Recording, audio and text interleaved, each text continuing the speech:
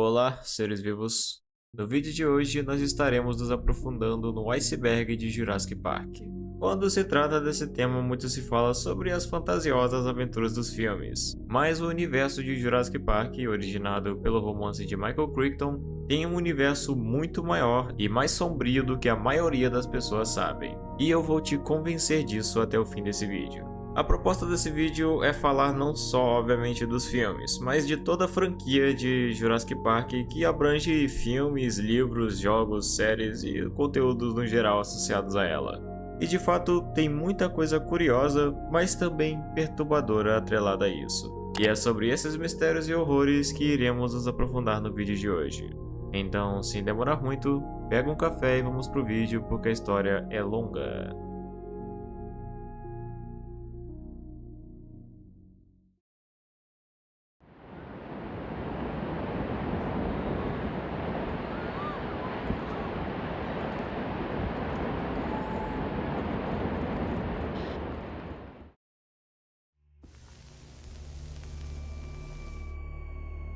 A InGen é a corporação de bioengenharia por trás da criação de Jurassic Park.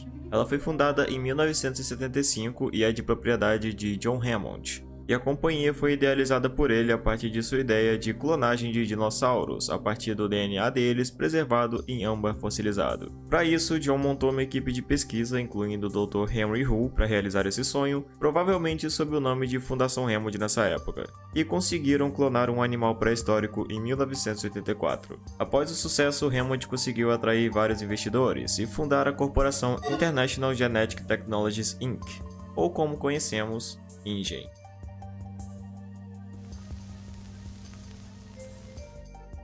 A real história por trás de Jurassic Park é bem diferente do que se apresenta nos filmes. Ao contrário da trama fantasiosa com um alto teor de aventura, o romance original que deu vida aos cinemas retrata uma história mais densa e principalmente sombria. Ela narra as consequências da irresponsabilidade da bioengenharia enfatizada pela ganância dos criadores de Jurassic Park, sendo uma obra que se narra em um tom muito mais sério e crítico com relação à ciência. Os dinossauros na história são as criaturas que servem para mostrar como é impossível ter controle sobre a natureza, e é o que faz o livro ser principalmente voltado para uma narrativa de terror que não é mostrado nos filmes. Além disso, existem diferenças nas mortes dos personagens, dinossauros não apresentados e um final completamente diferente e mais caótico.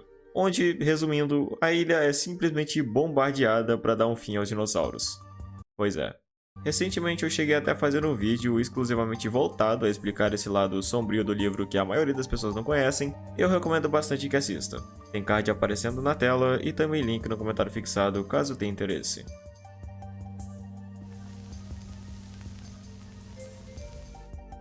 Esse tópico cabe mais como uma curiosidade, que na verdade eu acho que muita gente já sabe. Basicamente, o nome Jurassic Park é um termo cientificamente incorreto a se atribuir para a obra, já que a maioria dos animais presentes no romance são em sua maioria oriundos do período Cretáceo, e não do Jurássico como é sugerido. Mas eu pessoalmente prefiro o termo incorreto mesmo, até porque pelo menos para mim seria bem estranho chamar de Cretaceous Park. Bem estranho na real.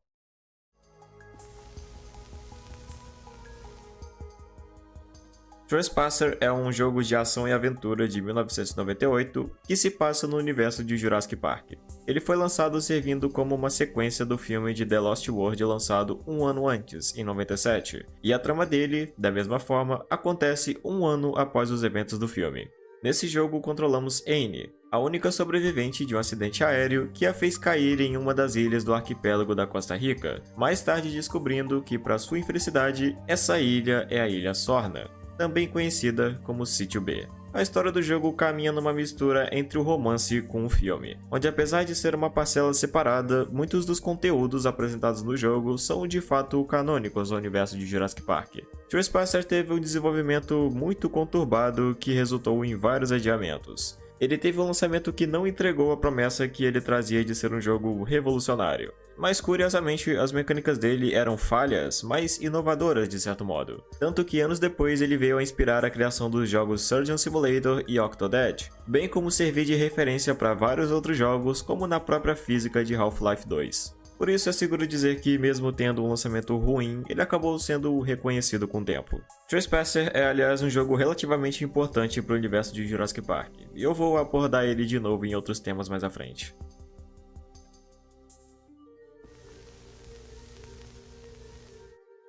Também conhecido como clássico JPOG, Jurassic Park Operation Genesis é de longe um dos jogos mais marcantes de toda a minha infância. Sério mesmo, eu não tenho nem como descrever o quanto esse jogo me marcou. E eu vou aproveitar porque essa é provavelmente a única oportunidade que eu vou ter para falar dele.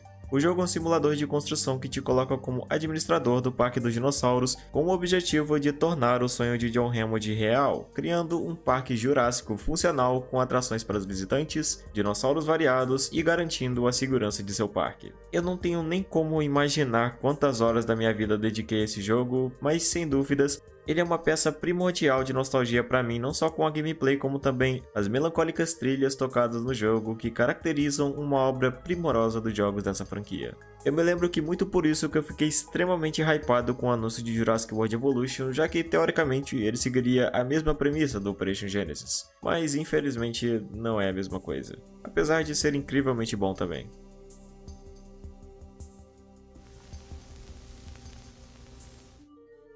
Esse é o nome de um show teatral estreado em 2019, onde foi contada uma história ambientada depois dos eventos de Jurassic World e antes de Jurassic World Fallen Kingdom. A história segue a cientista Kate Walker, que veio a criar o Dino Encoder, um item que ajudará em sua pesquisa para entender os pensamentos e emoções dos dinossauros. E para ajudar nessa pesquisa, ela estuda uma Troodon fêmea chamada Jane.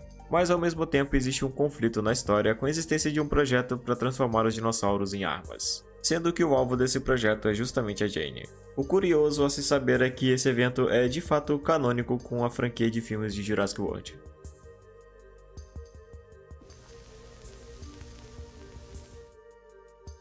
Esse é o nome de uma série animada lançada em 2020, centrada em um grupo de adolescentes convidados a visitar o Camp Cretaceous, sendo um acampamento de aventura temático de dinossauros na Ilha Nublar. No entanto, a aventura deles é interrompida quando os dinossauros se libertam e eles acabam ficando presos lá dentro, forçados a procurar uma maneira de fugir de qualquer jeito. A série se conecta com os eventos de Jurassic Park expandindo a história com novos temas, incluindo a adição de uma monstruosidade conhecida como Scorpius Rex. Esse bicho com aparência extremamente bizarra. Um dos pontos mais diferentes da série é uma parte que os garotos vão para uma outra ilha controlada por uma corporação nunca vista até então chamada Mantacorp, que descobre-se que realizam experimentos científicos em dinossauros capturados na Ilha Sorna, incluindo o espinossauro original apresentado no terceiro filme, o que com certeza é uma coisa no mínimo curiosa. A série terminou na quinta temporada, lançada em 2022, mas ainda há quem acredite que haverá mais uma temporada conclusiva para a história. Mas isso é só teoria.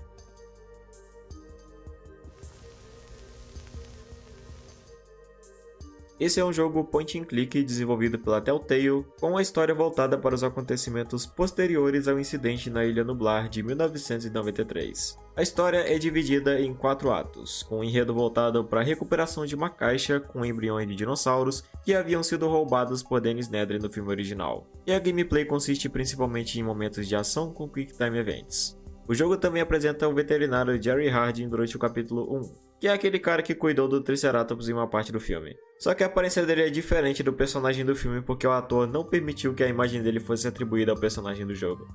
Que paia, né? Eu me lembro desse game ter sido até bem popular na época de lançamento, mas no geral os fãs classificaram o jogo com críticas medianas.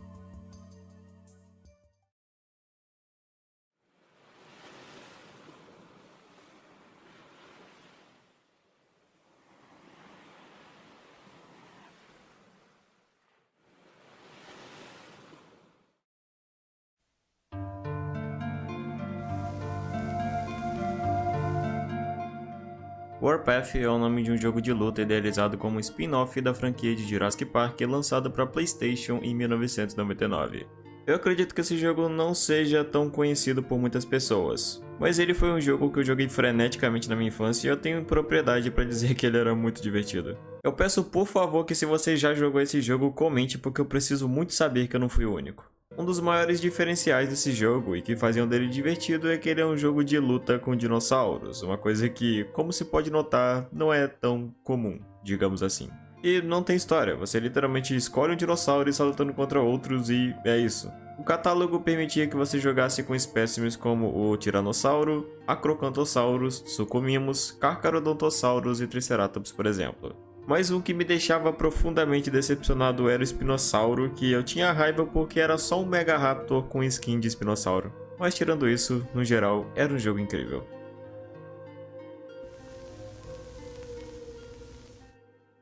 Haveria mais um Velociraptor na história de Jurassic World de 2015, que seria chamado de Gamma. Ela também havia sido feita para a divisão de segurança do projeto Hybris na fase inicial, mas foi descartada pelo seu comportamento altamente agressivo e imprevisível comparado com os demais, sendo então sacrificada. As informações que temos de Gamma diz que ela teria um tom de pele com uma faixa azul no corpo, semelhante à de Blue, mas em um tom mais fraco predominando cores mais neutras. Pelo que dá pra notar com a descrição de Gamma, ela seria bem mais parecida com os Raptors originais de Jurassic Park, por conta de sua agressividade e imprevisibilidade.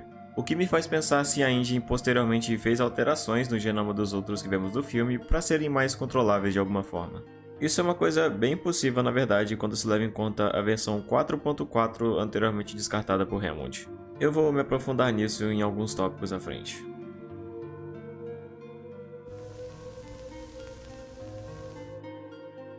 Essa é uma frase que se tornou muito icônica nos últimos tempos, principalmente depois que o terror em Jurassic Park passou a ser mais explorado na internet. A frase é usada para se referir aos dinossauros do parque que, de certo modo, criam um olhar mais sombrio para eles. Mas ao contrário do que é sugerido e até dito por algumas pessoas, essa frase não é canônica de nenhuma obra, sendo que ela nunca foi mencionada nem nos filmes, nos livros ou nos jogos. Uma frase parecida que realmente foi dita nos filmes é a dita por Owen Grady em Jurassic World, sendo a que diz aquela coisa lá fora não é um dinossauro.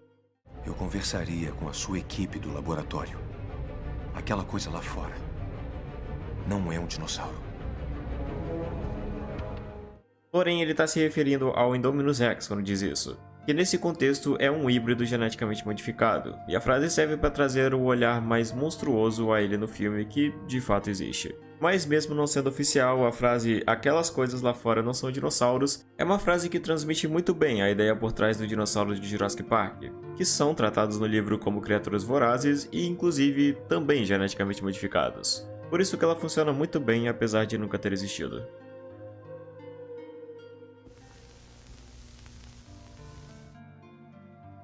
O Carnotauro é uma espécie que eu sempre lamentei nunca ter sido adaptada para a trilogia original. Houve até um planejamento para que eles estivessem em O Mundo Perdido de 97, já que originalmente nos livros houveram dois Carnotauros que foram criados para Jurassic Park, mas que residiam na Ilha Sorna por nunca terem sido transferidos para a Ilha Nublar. É bem lamentável eles nunca terem sido apresentados nos filmes originais, porque de longe era uma das espécies mais assustadoras desse universo. É dito nos livros que o genoma dos Carnotauros foi completado com DNA de camaleões, então basicamente isso permite a eles a habilidade de camuflagem na floresta. E como se pode concluir, é uma coisa só um pouquinho roubada. Existe até uma passagem no livro onde dois personagens estão explorando a Ilha Sorna quando um deles é repentinamente tirado do chão por um desses Carnotauros. Mas nem mesmo os outros exploradores que estão perto dele conseguem identificar a criatura de tão rápido que ela é. E eles simplesmente levam o explorador para cima das árvores, onde ele desaparece e nunca mais o encontram. Como eu disse, eles nunca apareceram na trilogia original, mas além de ter sido planejado para estar no segundo filme, curiosamente também houve um planejamento para adicionar a espécie no terceiro filme original, sendo que ele apareceria na cena que aquele ceratossauro aparece. E de acordo com alguns rumores, também haveria uma cena de luta entre esses dois em algum momento do filme, o que infelizmente também não aconteceu. Vale dizer que, apesar dessa versão original do Carnotauro de Jurassic Park nunca ter aparecido nos filmes, ele tem participações em alguns jogos como o próprio The Lost World de 97, onde ele aparece como um boss na história.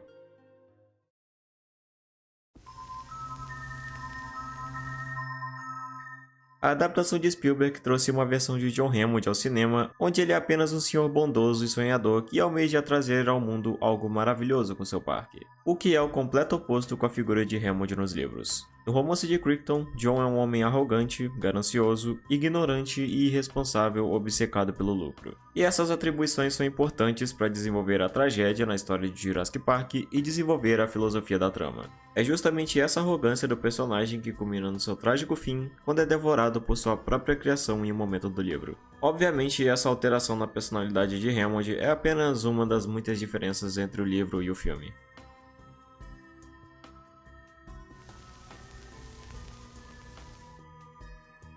Esse é o nome de um pouco conhecido jogo arcade de The Lost World. Ele foi lançado pela SEGA e funciona com o gênero Rail Shooter, consistindo numa gameplay com níveis baseados em cenários do filme, com o objetivo de encontrar Ian Malcolm e o Dr. Harding enquanto enfrentam vários dinossauros pelo caminho.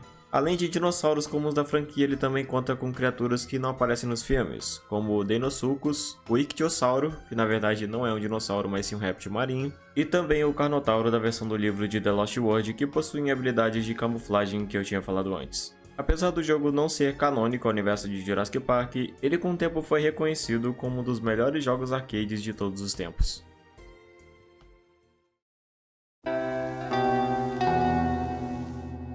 Essa é uma teoria bem insana. Ela diz que Owen Grady de Jurassic World é um personagem que apareceu anteriormente no primeiro e terceiro filme da franquia original, afirmando que ele seria nada menos do que o garoto do começo do filme que faz aquela discussão nonsense com Alan dizendo que raptores são como perus. Eu me lembro até hoje que essa cena foi bem engraçada quando eu vi da primeira vez. E em Jurassic Park 3, Owen teria sua participação na trama sendo um dos fuzileiros navais que chegam para resgatar os personagens no final do filme. O argumento que sustenta isso é que o momento em que a trama do terceiro filme acontece bate perfeitamente com o período que Owen serviu na marinha, trabalhando no programa de mamíferos marinhos quando ainda tinha por volta de 20 anos de idade. E olhando para as datas, isso também mostra que durante os eventos de Jurassic Park de 93, ele ainda era uma criança, tornando a hipótese de que ele seja o garoto possível. Mas, entretanto, com certeza improvável.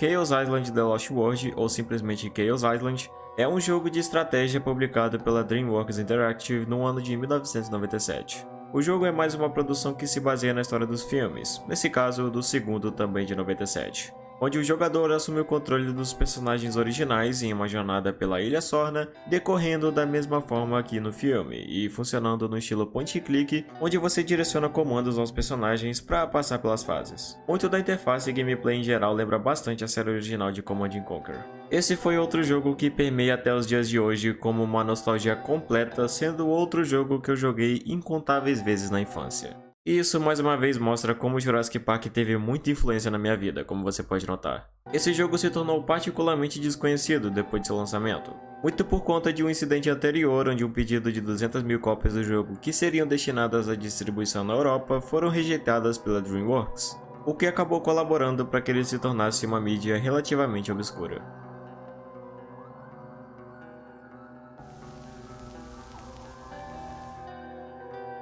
Os dinossauros de Jurassic Park têm um comportamento muito mais agressivo do que originalmente eram em vida. Isso foi um aspecto estipulado por John Hammond para que eles se tornassem atrações mais autênticas e interessantes para o público. Em um momento, Henry Hu vai até John na tentativa de convencê-lo a desenvolver uma versão mais crível dos animais do parque, onde tornariam os dinossauros mais lentos, menos ativos e menos ágeis. E essa é a chamada versão 4.4. Mas, apesar dos esforços de Henry, Hammond diz que não tem absolutamente nada de errado com eles, e que nesse estado eles são dinossauros de verdade, demonstrando sua total confiança de que o mundo ficará satisfeito com isso. Esse tópico tem a ver com um conceito que só é abordado nos livros, que é o chamado versionamento genético. Basicamente, esse é um termo dado para quando se há modificações no genoma dos dinossauros para remover falhas em seu DNA. Para explicar melhor, é exatamente como atualizar um programa de computador, onde cada espécie atualizada recebe um número de versão, como 4.3 ou 4.4 que eu havia falado. Mas isso não necessariamente significa que todos os dinossauros são atualizados numa mesma versão. Isso mostra como no final Hammond não via os dinossauros como nada mais do que simples cobaias. E foi esse pensamento que acabou levando à ruína.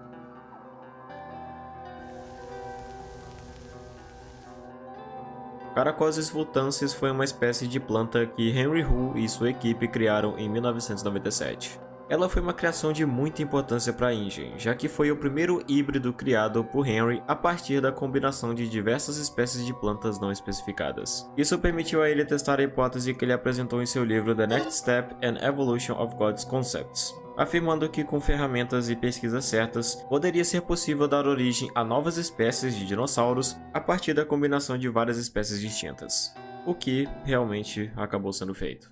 Isso mais uma vez ressalta um dos temas mais sombrios de Jurassic Park, que é a ideia de brincar de ser Deus e imaginar que isso não terá consequências.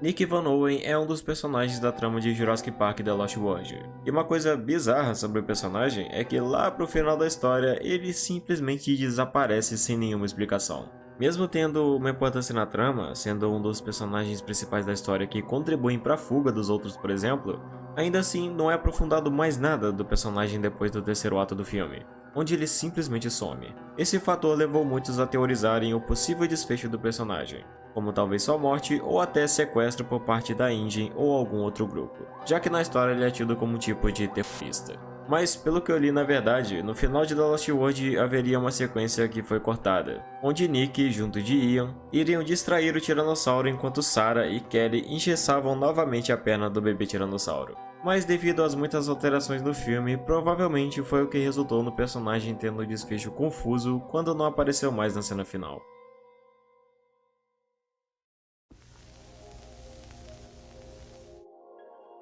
Ingen List, ou Lista de Ingen, é o nome do catálogo oficial que eles apresentam publicamente dos dinossauros que eles voltaram da extinção. Durante a história de Jurassic Park, esse é um ponto notavelmente contraditório, já que é mais do que nítido a fama da Ingen em ocultar suas pesquisas e experimentos conduzidos internamente. Muito porque os interesses da corporação são muitas vezes imorais, antiéticos ou irresponsáveis. A maior parte dessas coisas não é de conhecimento público. O espinossauro de Jurassic Park 3 é o exemplo de uma das espécies não catalogadas pela Ingen, o que levanta dúvidas do motivo deles terem ocultado isso de conhecimento público. Tem até uma parte do filme que os personagens discutem sobre isso. Zuquimimos? Do focinho? Não, bem maior. Baryonyx? Não com aquelas vértebras. Espinossauro é Aegypticus. Eu não me lembro disso na lista de Ingen. É porque não constava da lista e nos faz pensar o que mais estão tramando. A Ingen é uma corporação cercada de segredos. Não é de se estranhar que exista muita coisa escondida por eles que nunca foi revelada. Algumas delas já sabemos, porém outras permanecem obscuras.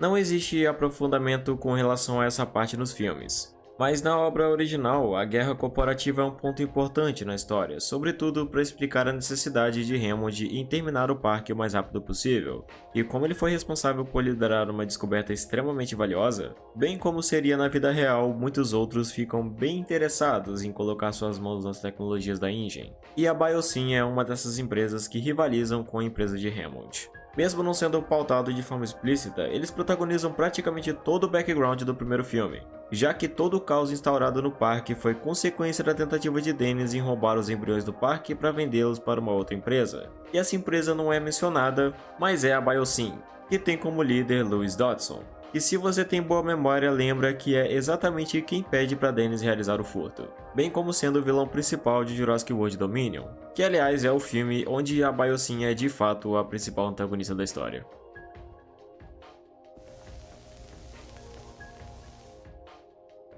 A Manta Corp é mais uma empresa no universo de Jurassic Park que teve sua aparição na série Acampamento Cretáceo. Ela também rivaliza com a Ingen, frequentemente usando espiões para tentar adquirir suas pesquisas e tecnologias, bem como também sendo rival da Biosyn. Para falar a verdade, em parâmetros gerais, tanto a Manta Corp quanto a Biosyn são empresas equivalentes em suas atividades que denotam práticas moralmente duvidosas e resumidamente motivadas por lucro, o que só as fazem diferente da Ingen porque ela tem mais tecnologia do que as duas.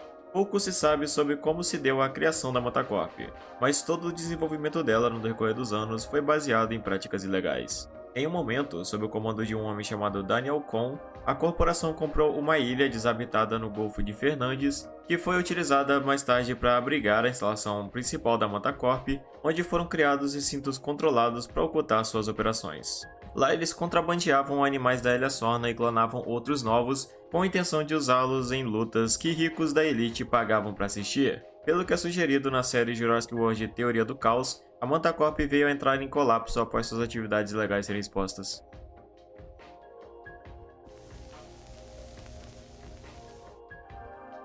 O Stegoceratops é um dinossauro híbrido de Triceratops com Stegossauro que não teve aparição em nenhum filme, mas que apesar disso tem uma sugestão em Jurassic World de 2015 que ele de fato foi criado em algum momento. Em uma parte do filme que se passa no laboratório dá pra ver nos monitores um tipo de relatório do Stegoceratops com uma frase acima dizendo Final Result, que seria resultado final, indicando a ideia de que ele tenha sido de fato criado com sucesso. Pelo que se sabe, na trama original do filme, o Stegoceratops deveria aparecer em uma cena de Jurassic World, se encontrando com Owen e Claire. Essa cena serviria para revelar que o Dr. Henry estava criando outros híbridos em segredo.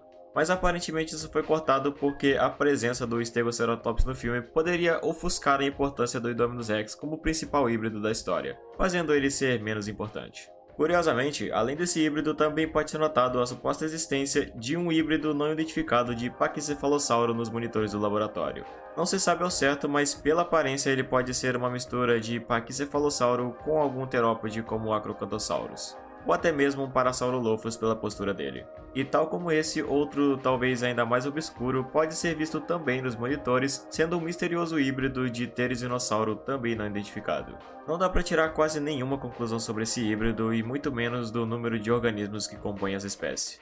Só que pelo pouco que se pode observar, a longa espinha no pescoço dele se assemelha bastante com a espécie do Amargasaurus, mas todo o resto da composição desse animal é desconhecida.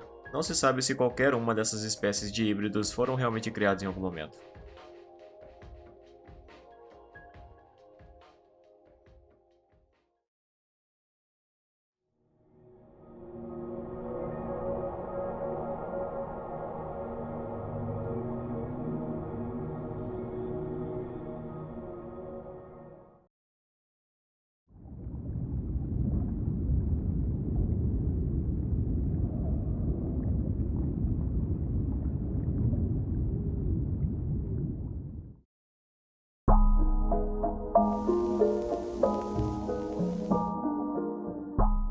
Durante muitos anos permaneceram apenas rumores sobre o lançamento do que era para ser a quarta parcela da franquia de Jurassic Park, que no fim, como sabemos, infelizmente nunca foi produzida.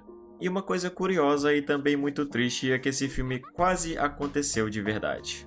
Houve de fato um grande interesse e até planejamento para que isso acontecesse por parte até do próprio Steven Spielberg, ainda em 2002. O roteiro do filme estava sendo escrito pelo roteirista John Sayles, com consultoria do paleontólogo Jack Horner, que também havia auxiliado em filmes anteriores da franquia. E o filme até tinha um planejamento para que fosse lançado em 2005. Até onde se sabe, a história dele seria sobre um novo personagem chamado Nick Harris, que retorna até a Ilha Nublar e recupera a lata contendo os embriões que foi perdido por Dennis Nedry. Ele seria então capturado por uma corporação chamada Grendel, que agora é a dona da InGen.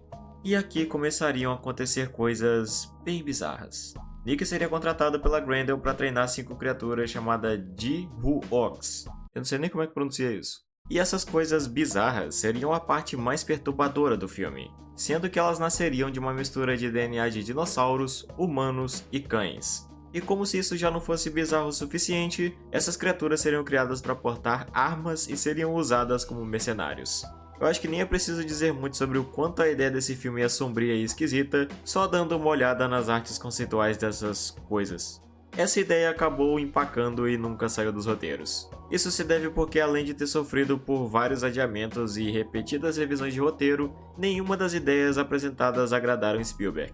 Ele dizia que nenhum dos rascunhos equilibrava elementos de ciência com aventura de forma satisfatória. Parecia só um filme vazio porque abordava a ciência demais, tornando ele chato. Ainda assim é interessante observar que, apesar disso, até o lançamento de Jurassic World, que era originalmente planejado para ser o Jurassic Park 4, o filme passou por várias mudanças, até mesmo contando com a participação de personagens clássicos da franquia, como Ian Malcolm, Ellie Sattler e até John Hammond, cada um com seus atores originais. Mas pode-se dizer que a ideia desse conceito original do que seria Jurassic Park 4 acabou oficialmente com a morte de Michael Crichton em novembro de 2008.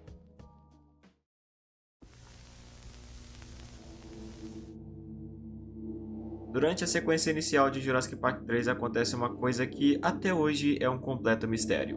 Quando Eric e Ben estão sobrevoando a ilha com um parapente, o barco que estava guiando eles é repentinamente atacado por algo que eles não conseguem ver quando ele entra na neblina. Acontece que, até hoje, é incerto sobre o que atacou o barco nessa cena. Se olharmos para o material cortado do filme, pode ser até que ele faça algum sentido, já que originalmente era planejado para que o Mosasaurus e o Kronosaurus, que eram espécies marinhas, tivessem uma aparição na trama em algum momento, o que foi descartado do roteiro final. Eu até cheguei a cogitar a possibilidade de ter sido o próprio espinossauro da primeira vez que eu vi, mas na prática não parece fazer muito sentido ele estar tão longe da costa, mesmo sendo um dinossauro semi-aquático. Isso faz com que até hoje permaneça um mistério com relação a que animal, ou quem sabe monstro, foi responsável por atacar aquele barco.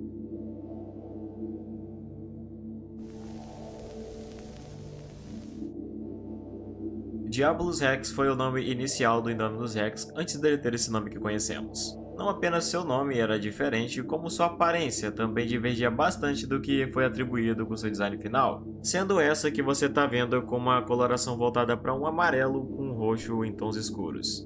E ao contrário do que ele se tornou, a aparência original dele parece mais se assemelhar com um tipo de uma espécie de giganotossauro. Pode-se notar também que esse modelo foi mantido como design final por um bom tempo pelas artes conceituais. É só minha humilde opinião, mas pra mim esse design era mais da hora. Só que eu até entendo essa mudança, já que pela coloração, por exemplo, ele acabaria se tornando algo comum entre os outros, e talvez não ganharia tanto destaque.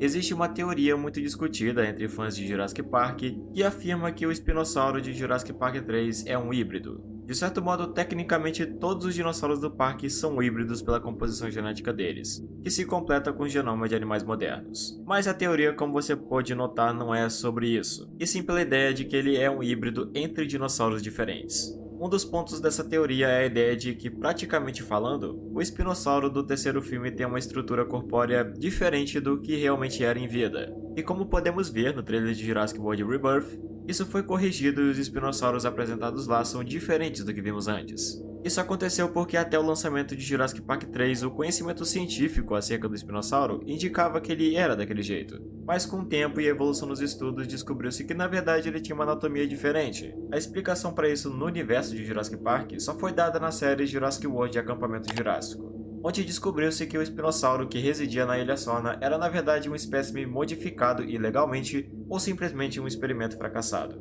O que também explica o motivo de que ele não estava na lista de INGE, como mencionado no filme.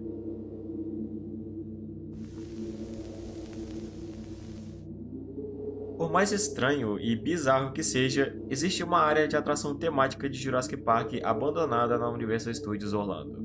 Normalmente, quando se há necessidade de expandir atrações, acaba sendo preciso fechar outras. Mas estranhamente, isso não aconteceu com essa atração. Ela foi simplesmente abandonada e deixada no completo esquecimento longe do público para lentamente ser consumido pela natureza. Isso praticamente acaba criando uma metalinguagem com o universo de Jurassic Park, sendo que, enquanto novas atrações temáticas do recente Jurassic World são desenvolvidas, o parque original é simplesmente esquecido no passado e deixado no apodrecimento, exatamente como na história original. Isso é uma coisa que me deixa estranhamente incomodado.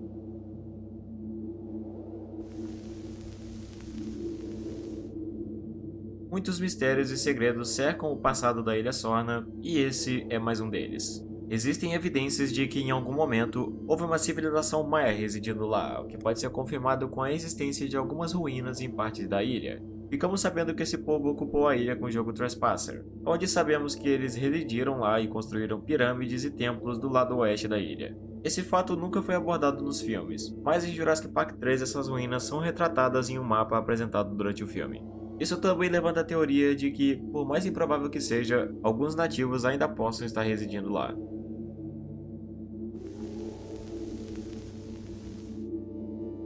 Project Red Genesis foi o nome de uma operação secreta conduzida pela InGen em 1999, após a corporação ser adquirida pela Masrani Global, sendo liderado pelo Dr. Henry Hu. O objetivo dessa operação era centrado em conduzir clonagens e fazer experimentos ilegalmente com espécies de dinossauros da Ilha Sorna, o que incluía o que foi chamado de teste de amálgama, mencionado em um relatório da organização da DPG, uma sigla para Grupo de Proteção de Dinossauros. Algumas das espécies incluídas nesse experimento foram as avistadas no incidente de 2001, sendo que aquelas ruínas que vemos da Índia em Jurassic Park 3 são justamente desse projeto. O anquilossauro, o coritossauro, o ceratossauro e o espinossauro, por exemplo, são algumas dessas espécies que foram clonadas ilegalmente. Esse experimento foi finalizado no ano 2000 e todos os animais clonados ilegalmente pela InGen foram abandonados na Ilha Sorna. Mais tarde foi teorizado pelo DPG que, devido à clonagem ilegal dessas espécies, isso resultou num colapso ecológico que levou várias espécies da ilha à extinção. Contudo, isso mais tarde foi definido como não totalmente preciso.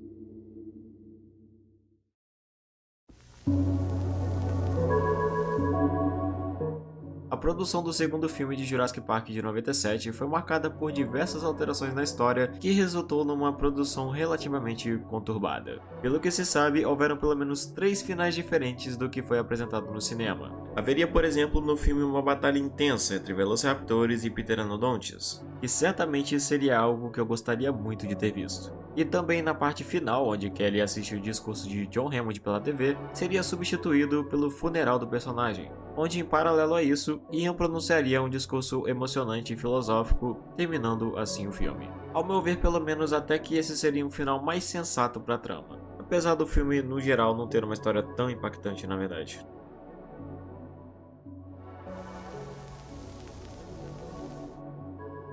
Em Jurassic World, o Paddock 10 é uma instalação atrelada a teorias devido à sua obscuridade na trama. Conforme assistimos no filme, o Paddock 9 é o recinto que guarda o Tiranossauro, enquanto o Paddock 11 é o que guarda o Indominus Rex. Pelo fato de guardarem os maiores carnívoros do parque sendo recintos igualmente grandes, potencialmente esse é o mesmo caso do misterioso Paddock 10, que não tem nenhum aprofundamento na história, o que leva à teoria de que possivelmente o que possa estar residindo dentro desse paddock seja algo igualmente grande. Uma especulação quanto a isso sugere que essa criatura guardada lá seja um espinossauro. O primeiro motivo disso é que o Paddock 10 sugere a existência de um dinossauro com porte comparável ao do Indominus e do Tiranossauro, e o segundo é que o espinossauro foi mencionado em uma conexão com a seção restrita de Jurassic World, o que sugere que ele fazia parte dos planos da Indy para o parque. Além disso, em Acampamento Cretáceo, a aparição do espinossauro acontece em 2016, um ano após os eventos de Jurassic World em 2015, o que leva à teoria de que ele possa ter sido posteriormente tirado da Ilha Nublar para a realização de experimentos. Afinal, é dito que a Mantacorp foi até a Ilha Nublar para pegar dinossauros de lá.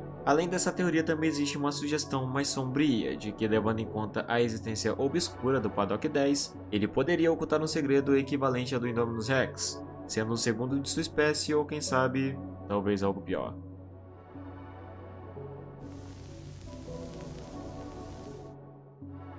Jurassic Park Zero é o nome de uma prequel da edição especial de colecionador da série Jurassic Park da Topps, e apresenta 2 capas, cada um com uma história à parte contidas nela, sendo as chamadas Gênesis e Traição. A primeira história, Gênesis, conta o encontro de Dono de Gennaro com John Hammond na Ilha Nublar durante a construção de Jurassic Park, vindo até ele demonstrando sua preocupação com a ideia de que os investidores do parque possam estar receosos de que Jurassic Park seja um bom investimento.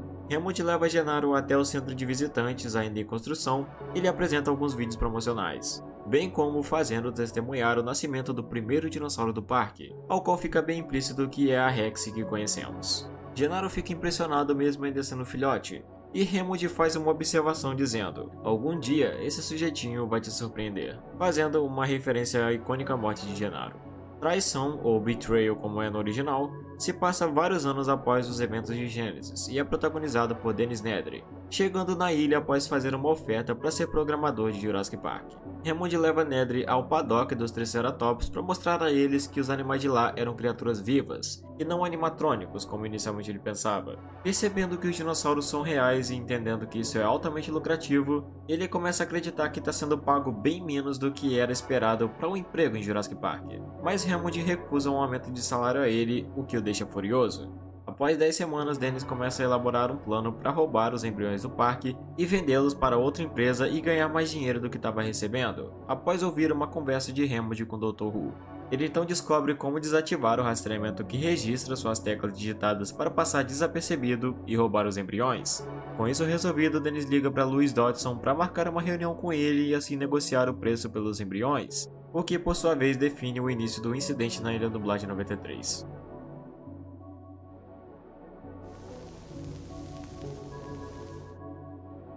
Após o projeto Regenesis da Engine, que durou de 98 a 99, a Biosyn veio a tomar controle da Ilha Sorna, realizando operações lá de 1999 até o ano 2000. Isso foi o que permitiu a Biosyn capturar ilegalmente dinossauros da ilha para preservá-los em seu santuário próprio. Isso não só permitiu a eles a capacidade de clonar seus próprios dinossauros, como também alcançar várias tecnologias da Engine que durante muitos anos eles lutavam para se apropriar delas. Tudo isso foi um plano elaborado por Louis Dodson quando veio a se infiltrar na Engine durante aquela época.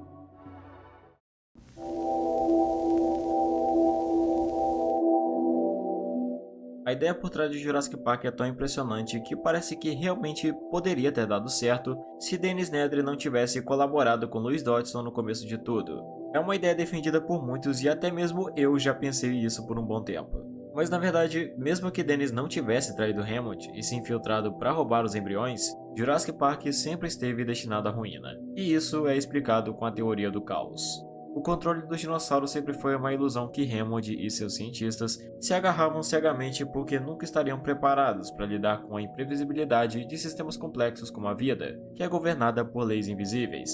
Isso é exemplificado, por exemplo, com a ideia de que mesmo todos os dinossauros do parque sendo fêmeas, eles ainda foram capazes de se reproduzirem, mostrando como a vida sempre encontra um meio. Em algum momento, cedo ou tarde, algo de errado teria acontecido e eles simplesmente perderiam o controle do parque e dos dinossauros. Algo que, aliás, eles nunca tiveram.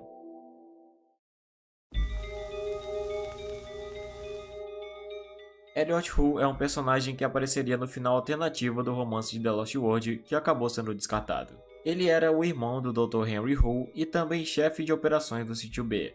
Apesar da evacuação da ilha, Elliott decidiu ficar, assumindo o papel de um zelador, se tornando o único residente vivo restante da Ilha Sorna. Mesmo contra as expectativas, uma das coisas mais misteriosas do personagem é que ele conseguiu sobreviver por muito tempo sozinho, mesmo numa ilha infestada de dinossauros. Ele teria um papel crucial no final alternativo do romance, onde ajudaria os membros da equipe de Malcolm a conseguir escapar em segurança devido à sua intervenção. Não só isso, como também ele é um ponto importante para explicar como, com seu tempo na ilha, ele pôde observar a disseminação do que é chamada de uma doença de Prion se espalhando entre os dinossauros da ilha. Depois de ajudar na fuga dos personagens, ele simplesmente continuaria lá, o que resultaria em especulações acerca do destino do personagem que, como é sugerido, estava visivelmente doente.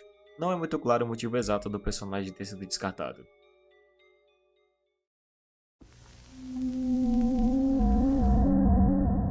Na cultura taíno, Upias são descritos como espíritos fantasmas daqueles que morreram, sendo que após a morte do indivíduo, ele seria liberado na forma de Upia, vivendo nessa forma no plano terreno. Existem duas passagens no livro de Jurassic Park em que são sugeridas a existência dessas entidades. O primeiro acontece no começo do romance, quando é mencionado que uma Upia foi responsável pelo ataque a um garoto que trabalhava na construção do parque na Ilha Nublar. Só que mais tarde é descrito que o real responsável pelo ataque foi um Velociraptor. E na outra passagem, os Upias são apontados como suspeito de uma onda de ataques em uma zona rural da Costa Rica. Contudo, depois é mostrado que os verdadeiros culpados eram um grupo de compsognathos que tinha escapado da Ilha Nublar. A sugestão da existência de Upias no romance é um elemento que serve principalmente para enfatizar o mistério e conspiração, que é muito mais forte no livro do que nos filmes.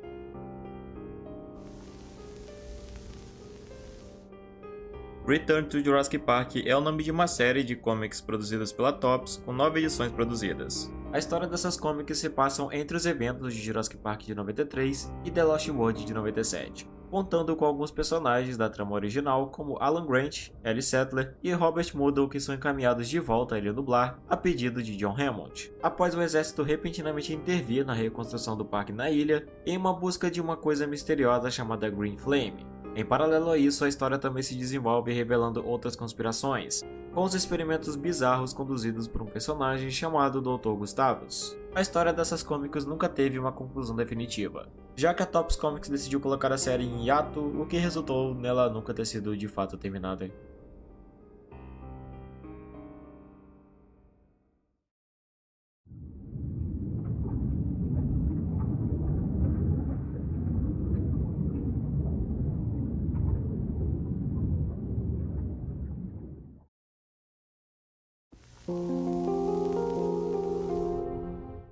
Esse é um caso bem perturbador, de verdade. Ernest Samuel Christie III, filho de Ernest Samuel Christie Jr., foi um americano que em 2011 veio à polícia confessar que viu seu pai, que na época já tinha falecido, mataram uma mulher de 27 anos chamada Lysandre Mary Turpin em 1988 e que depois foi forçado por seu pai a ajudá-lo a desfazer do corpo da mulher. Na época ele tinha 16 anos de idade, e ele comentou que levaram o corpo de Lysandra até uma vala numa região de floresta perto de onde eles viviam em Fieldbrook, onde ele levou a polícia no dia da confissão para encontrar os restos mortais da mulher que estava desaparecida há 22 anos. Eu não vou detalhar muito disso, mas antes da morte dela, Ernest relatou que seu pai manteve Lysandra em cativeiro e a torturou e molestou por várias semanas até o seu trágico fim.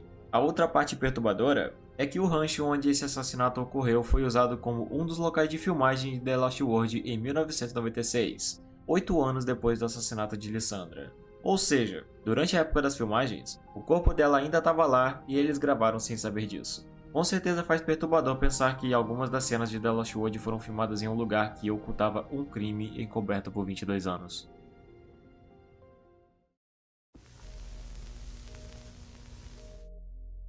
DX é o nome de uma doença de prions apresentada no romance de The Lost World. Ian e Sarah Harding teorizam em um momento do livro que os dinossauros da Ilha Sorna desenvolveram um tipo de doença priônica, que, para explicar brevemente, prions são proteínas anormais ainda mais simples do que as bactérias e os vírus e podem causar doenças cerebrais degenerativas. Com base em registros encontrados na ilha pelos personagens, a doença teria se desenvolvido a partir da inserção de ovelhas na dieta dos dinossauros carnívoros, uma carne muito vulnerável a doenças e que pode infectar os animais que a consomem. E no caso dos dinossauros, isso fez com que eles desenvolvessem o DX. Quando os personagens chegaram na ilha, muitos dos dinossauros já haviam sido infectados, e isso foi a razão da InGen ter interrompido a clonagem de dinossauros na ilha, já que por consequência da doença eles precisaram ser liberados dos laboratórios para áreas selvagens da Ilha Sorna, até atingirem a idade adulta quando seriam transferidos para a Ilha Nublar. O problema se instaurou quando os Compsognathus, que eram necrófagos, passaram a consumir fezes de outros dinossauros infectados.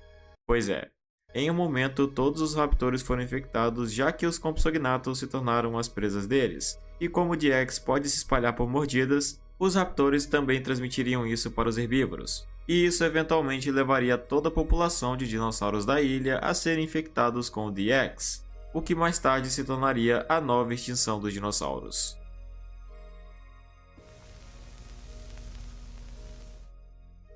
Houve um momento bizarro do livro onde descreve que a Biosyn desenvolveu um vírus de raiva modificado e o levou para o Chile para ser testado, introduzindo ele em agricultores de lá sem qualquer conhecimento ou até consentimento do governo ou das cobaias. Aparentemente isso foi feito para fins de pesquisa da corporação e, como é de se imaginar, isso acabou causando uma série de problemas. Isso apenas mostra que tanto a InGen quanto a Biosyn são empresas controversas apenas sendo diferentes em tecnologia.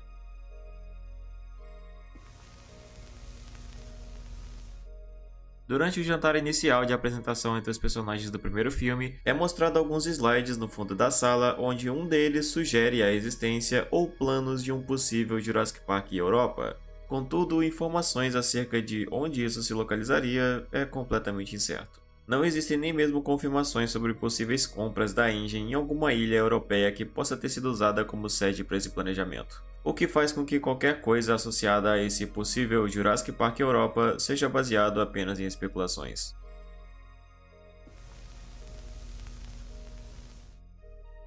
Doomsday Rex, ou Rei do Juízo Final, é uma aberração genética projetada para ser um predador invencível, uma forma de vida que evolui e se adapta sob qualquer circunstância. De longe, essa é a concepção mais perturbadora de criatura no universo de Jurassic Park. Ele se desenvolveria em estágios, começando com uma massa com tentáculos e cabeças mutantes de tiranossauro e vários órgãos sensoriais expostos entre seus crânios, onde apenas a cabeça central teria olhos, enquanto as outras seriam cegas, o que sem dúvidas definiria a aparência de um demônio essa coisa. A forma final do Doomsday Rex seria um tiranossauro com 2 cabeças e 4 braços, com um tamanho abominavelmente grande estipulado em mais de 80 metros de altura e 150 metros de comprimento. E só basta dar uma olhada nessa imagem para ter uma noção desse tamanho absurdo, onde uma pessoa seria isso perto dele. Dadas as características colossais dessa coisa, é sensato dizer que isso já nem mesmo pode ser chamado de dinossauro, se encaixando bem mais no conceito de kaiju na verdade. Aparentemente essa criatura era um conceito planejado para uma série cancelada de Jurassic Park The Lost World que nunca foi lançada. E com certeza essa é uma coisa que levanta muitas dúvidas de como teria sido inserido em alguma mídia de alguma forma, já que, por essas proporções sobrenaturais, é quase certo que isso seria invencível.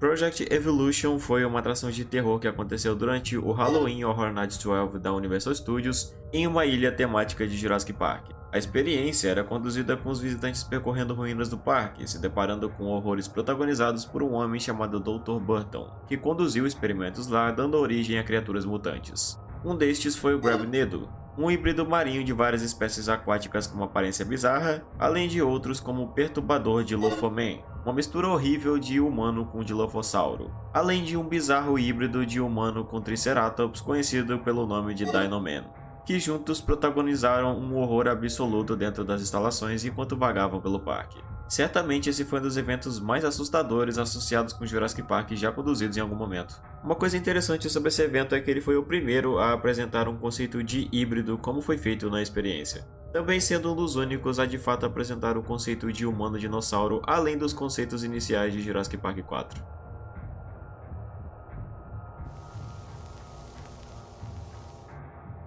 Dr. Gustavus, como mencionado antes, é um antagonista de Return to Jurassic Park, sendo um cientista por trás de alguns experimentos obscuros conduzidos nos laboratórios da ilha. A passagem do personagem na história revela alguns de seus feitos cometidos pelas costas de Hammond, o que foi observado por personagens da trama que encontram alguns de seus feitos como um pequeno Triceratops e um lealho da Saura chamada Gideon com uma inteligência quase equivalente à de um primata. Dr. Gustavus é credenciado como um dos maiores geneticistas do mundo, e isso é provado quando se olha para o fato da Indy ter pagado montanhas de dinheiro apenas para ter seu emprego em Jurassic Park, chegando a demitir funcionários que poderiam atrapalhar o seu trabalho. Mas o ponto mais sombrio do personagem é mostrado por ele antes de matar dois cientistas, onde revela que ele aceitou o emprego em Jurassic Park para clonar dinossauros geneticamente e criar uma raça superior de humanos híbridos.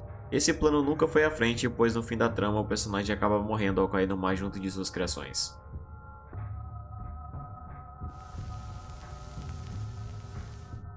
Existe uma obscura adaptação do primeiro filme de 93 em mangá, escrito por Kazumi Sakamoto. A história tem algumas diferenças notáveis, tanto no desenvolvimento quanto nos personagens. A história, por exemplo, começa com a chegada de Lex e Tim na ilha, ao contrário do que acontece no filme. Também haveria dois personagens novos que nunca apareceram na trama, um deles sendo um conspirador, que seria uma mistura de Ray Arnold com Louis Dodson, e outro que aparentemente atuava como um segundo operador de computadores do parque. Além disso, também teriam diferenças na morte de alguns personagens como o de Dennis Nedry e Gennaro. Uma das características principais desse mangá é que, além de obscuro, ele é extremamente raro de se encontrar.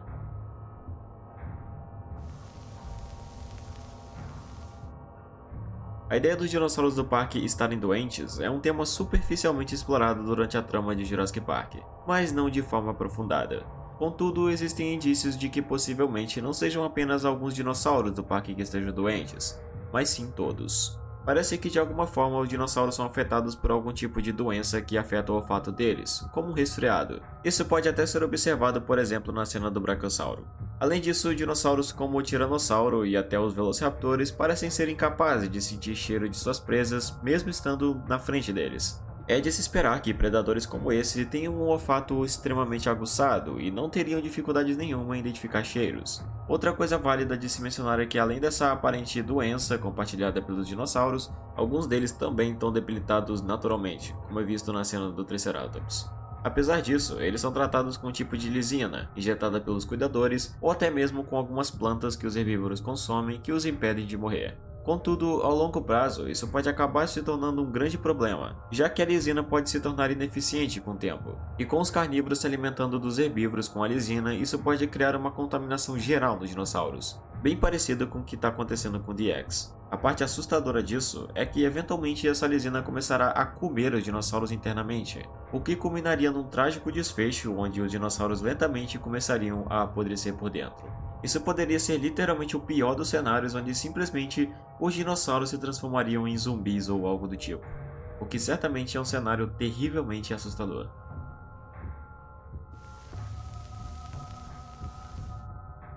O uso de efeitos digitais mesclados com animatrônicos foi uma das técnicas mais emblemáticas da franquia de Jurassic Park, e o animatrônico do Tiranossauro de 93 é certamente um dos mais reconhecidos entre todos. Mas existe um fato que quase ninguém sabe e que também é bem bizarro, de que ele realmente costumava se mover sozinho no set em alguns momentos. Isso pode até parecer só uma historinha boba e talvez até uma piada com FNAF, mas de fato isso é verdade. Um dos maiores desafios enfrentados durante a produção do primeiro filme foram as constantes chuvas que dificultaram o desenvolvimento do longa, que foi gravado em boa parte nas ilhas Kauai e Oahu, no Havaí. Isso era um grande problema porque a chuva encharcou a pele do animatrônico, que era feito de látex, o que causava um efeito curioso que fazia a Rex vibrar incontrolavelmente. Constantemente esse problema era combatido pela produção, que usava toalhas e secadores do animatrônico entre as tomadas do filme para impedir que ele fosse danificado. E houve relatos de membros da equipe que o animatrônico era estranhamente visto se movendo sozinho em alguns momentos. Obviamente que não caminhando, mas fazendo movimentos estranhos. É de se imaginar que isso causava um efeito assustador na criatura, que tinha contrações involuntárias, parecendo como se estivesse vivo de verdade. Provavelmente essa condição ficava ainda pior para a equipe nas cenas gravadas à noite, que tornavam o cenário bem mais terrível. Não só nesse quesito era algo ruim, como também esses movimentos involuntários poderiam até acabar machucando alguém, dado o porte colossal do animatrônico em questão.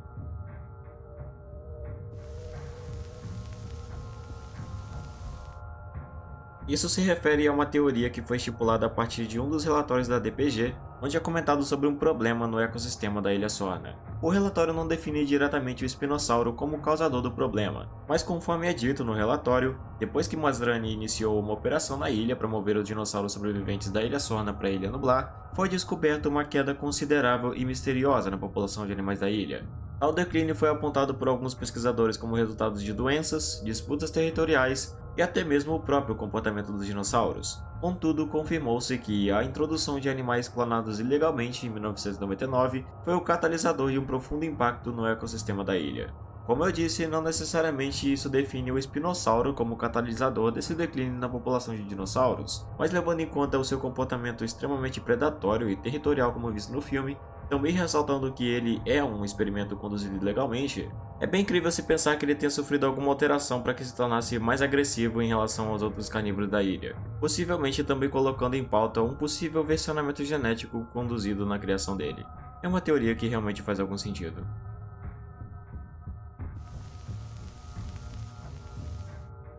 Malosaurus é o nome da criatura que inicialmente cumpriria o papel do Indominus Rex em Jurassic World.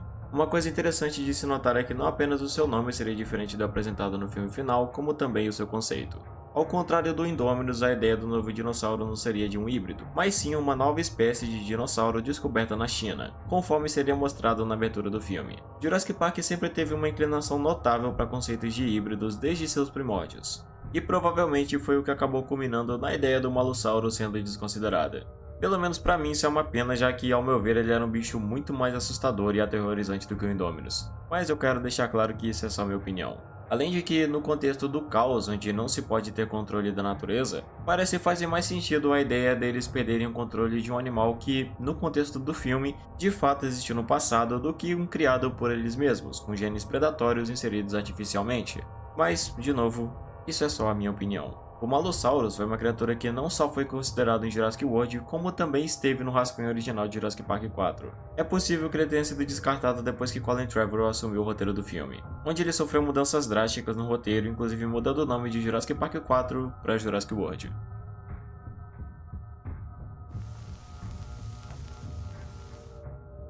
Scavaraptor é um dinossauro que só apareceu no rascunho de John Sayles para o roteiro de Jurassic Park 4. Até então não existe nenhuma ilustração oficial de como ele seria, mas ele é descrito como sendo preto azeviche, com garras longas e afiadas nas mãos e uma postura arqueada. O único momento em que essa criatura apareceu foi quando Nick Harris retornou à Ilha Nublar em busca do frasco de Barbasol perdido por Dennis Nedry, onde ele acabou encontrando isso que foi descrito como um tipo de raptor de cor escura, garras grandes e olhos cor de rubi, tendo uma descrição que aliás se assemelha a um tipo de pteridinosauro. O nome Scavaraptor veio justamente pelo lugar onde eles foram encontrados e onde eles viviam, sendo no subterrâneo dentro de cavernas. A parte mais estranha acerca dessa espécie é que eles não seriam uma espécie nova de dinossauro, mas sim uma evolução dos raptores que permaneceram na Ilha Nublar. Isso não só seria curioso, como assustador pelo fato da capacidade dessas criaturas em evoluírem tão rapidamente dentro de um ecossistema, adquirindo características tão únicas. É como se eles tivessem evoluído para um comportamento parecido com o de aranhas que apenas ficam em suas tocas esperando por presas.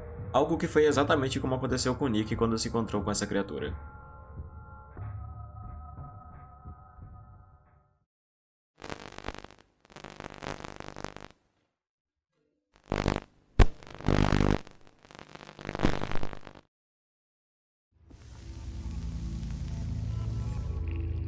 Esse é um tópico bem bizarro. Antes da criação de Jurassic Park, Hammond fez seus cientistas realizarem uma assustadora criação de um elefante em miniatura para mostrar e convencer os investidores do quão astuta e surreal eram suas tecnologias e assim atrair posteriormente fundos ao parque.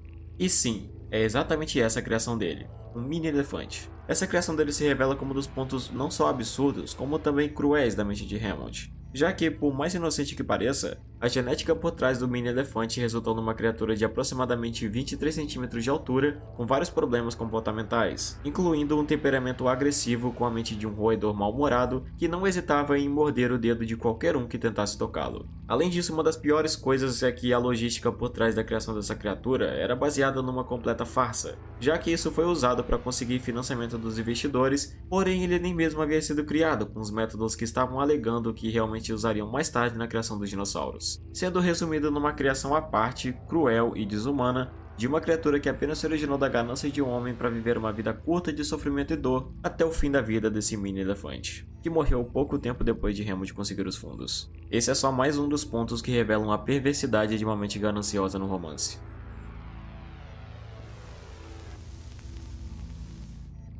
Esse tópico na verdade é mais uma piada do que uma teoria propriamente dita. O fato é que em Jurassic Park 3 tem uma cena que o Alan tá no avião e de repente cochila e tem um sonho com o Velociraptor falando com ele como se fosse um humano. Acontece que a cena em questão é mostrado um tipo de Raptor que os personagens só encontram mais tarde no filme. E Alan nunca teve contato com esse tipo de Raptor antes durante os eventos na Ilha Nublar, o que parece ser uma evidência de que, de alguma forma, o personagem tem poderes ou habilidades psíquicas, como de prever o futuro ou algo do tipo. Eu não sei dizer se é verdade, mas pelo que eu li houve uma cena cortada do filme onde o Alan observaria um grupo de raptores caçando embaixo do avião antes de dormir. E se isso for verdade, explicaria a ideia dele ter sonhado com um depois.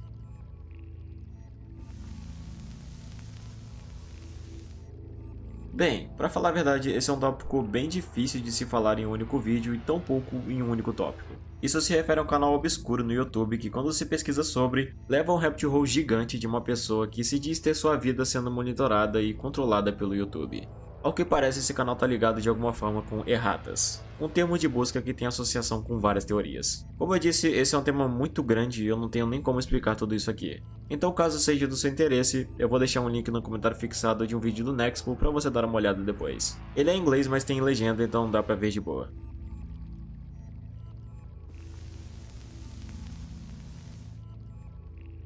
Martel é o nome de uma instalação da Índia inaugurada em 2014 localizada na Sibéria. A construção começou 2 anos antes, em 2012, e acredita-se que ela tenha sido situada sobre um grupo de mamutes lanosos enterrados no permafrost nativo. Essa instalação tinha como objetivo perfurar 42 locais em busca de restos orgânicos datados do Pleistoceno entre 40.000 e 200.000 anos atrás. A escavação durou 18 meses, e 3 anos após a inauguração, a equipe conseguiu encontrar várias carcaças altamente preservadas. Apesar das descobertas, Henry Hu evitou qualquer especulação sobre a possibilidade de vida cenozoica ter sido criada em Jurassic World, mas ele afirmou que as operações em Martel eram conduzidas a fim de criar a maior biblioteca genômica do mundo, observando que, entre aspas, se o mundo disser que é isso que eles querem ver, estamos mais do que preparados.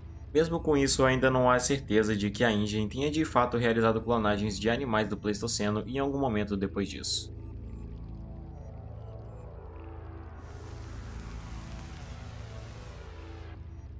Os Tunsi são uma tribo originalmente nativa da Ilha Nublar. Quando a InGen veio até a ilha fundar Jurassic Park, eles ainda viviam lá e não queriam ir embora. A InGen fez promessas aos nativos de educação, casa e medicamentos, contudo, eles não cumpriram nenhuma das promessas. O resultado foram os Tunsi sendo deslocados à força por grupos de mercenários, que resultou em várias mortes da tribo. A maioria deles passaram a viver em guetos em péssimas condições de vida.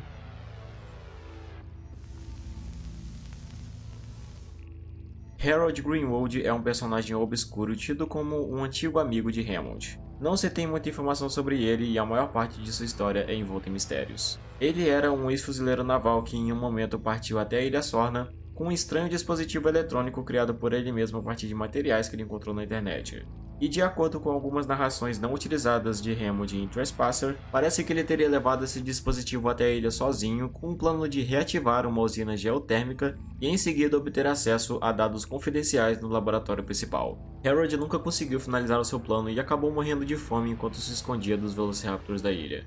Em uma parte do jogo, podemos encontrar o seu esqueleto isolado numa represa. Provavelmente, o verdadeiro propósito de Harold Greenwood é algo que permanecerá apenas como um mistério.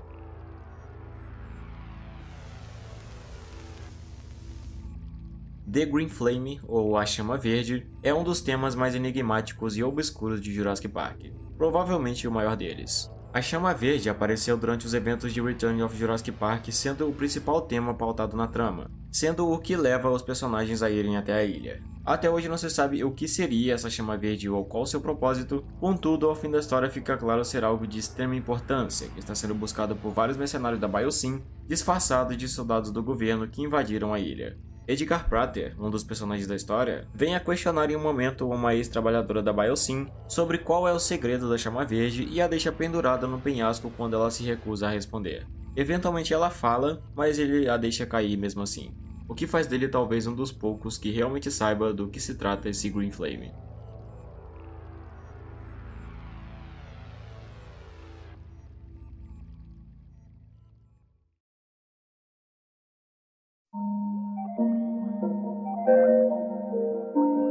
E bem, chegamos ao fim de mais um vídeo. Esse vídeo deu um trabalho tremendo para ser feito, mas como se trata de um tema que sempre esteve presente na minha vida desde minha infância, foi extremamente satisfatório de produzir. De fato, o universo de Jurassic Park é muito mais amplo e com uma história mais profunda, com temas, mistérios e teorias que são amplamente desconhecidos. Para falar a verdade, muito mais da metade das coisas que eu comentei eu nem mesmo sabia antes de pesquisar. E mesmo que eu acredite que ainda deu para falar sobre a maioria das coisas que eu queria, evidentemente ainda faltou coisa. Muita coisa mesmo. E eu preciso dizer que pelo fato desse vídeo ter ficado imenso, é quase certo que terá algum erro. Então eu peço por favor que me corrija nos comentários sobre qualquer coisa que tenha sido dita incorretamente. Mas de qualquer jeito, eu espero que você tenha gostado desse vídeo e tenha tido uma boa experiência com ele. E se for esse o caso, eu peço encarecidamente que você deixe o seu gostei e comente o que achou do vídeo. Com certeza vai me ajudar demais. E no mais é isso. Espero todos vocês no próximo vídeo. Até mais.